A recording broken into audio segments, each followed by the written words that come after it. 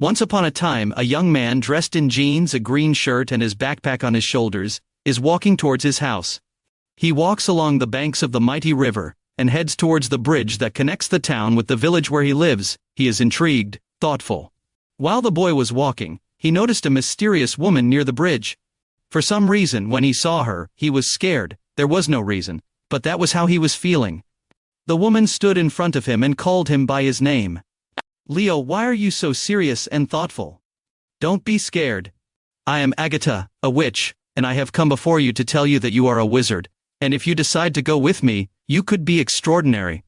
Leo felt they were not lying to him. The fear had vanished, and he had thought about his life and how he did not belong anywhere, but this was extraordinary. "Assuming you're not lying to me and I believe you, what should I do to get it, and where do I have to go?" "You would have to accept yourself and come with me to my palace," she said. "What will happen to my family? They can't know you'd put them in danger." "I understand," replied to Leo. "So, will you come with me?" Agatha said. "Yes, nothing is tying me to this place." Leo crossed the bridge with Agatha, and when they reached the end of the bridge, they disappeared. With a loud bang, they appeared in the hall of a large palace. Everything around them was a neat place, all in black and white. "Do you live here?" asked Leo. "That's right, and from now on you'll be here with me, and you'll go with me wherever I go." "Okay, and when will I be able to do magic?" "When you've learned to control it and control your temper," Agatha said. "I control my temper," shouted Leo.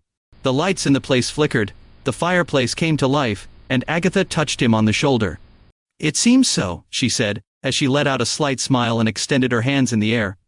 For a year, Leo was the witch's apprentice, and managed to become the best wizard and sorcerer of his time, but there was something that tormented him deep in his heart. He continued to miss his family. One day in the garden in front of the palace, Agatha and Leo met. In the center of the garden, there was a light in the shape of a bright ball. Agatha said, "Leo, you must reach that ball of light. It is the rest of the knowledge you need to become the best wizard. There is only one rule: you can only use spells that evoke the 4 elements of nature."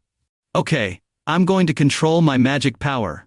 Leo, thoughtful, tried to remember the spells he knew with the 4 elements and charged. He cast his first spell that made it rain so much, but the light did not emit any movement. It stopped raining, and Leo cast another spell that made the wind pick up, but the light remained unfazed. He was starting to get nervous, and from his hands he managed to throw fireballs that collided with the light, but it only consumed them when he touched it. Now, everything was tense. He only had one more attempt, and without thinking too much, he approached the light. And before touching it, he touched himself with the magic wand and turned it into a small bush. The light began to be absorbed by it. Leo returned to his form, and Agatha approached him and hugged. "Now, Leo, you have succeeded. You need to go home and end up becoming a better young man, and remember this: accept yourself, otherwise no one will do it with you." Leo returned her hug, thanked her, and stepped back to disappear in front of her. Now, he was crossing the bridge again, where everything had started a year ago. He looked around, checked his wristwatch, and realized that he was wearing jeans and a green shirt again. No time had passed. It seemed as if everything had happened in the blink of an eye. However, he touched his pants pocket and smiled when he realized that a wand was sticking out of his pocket.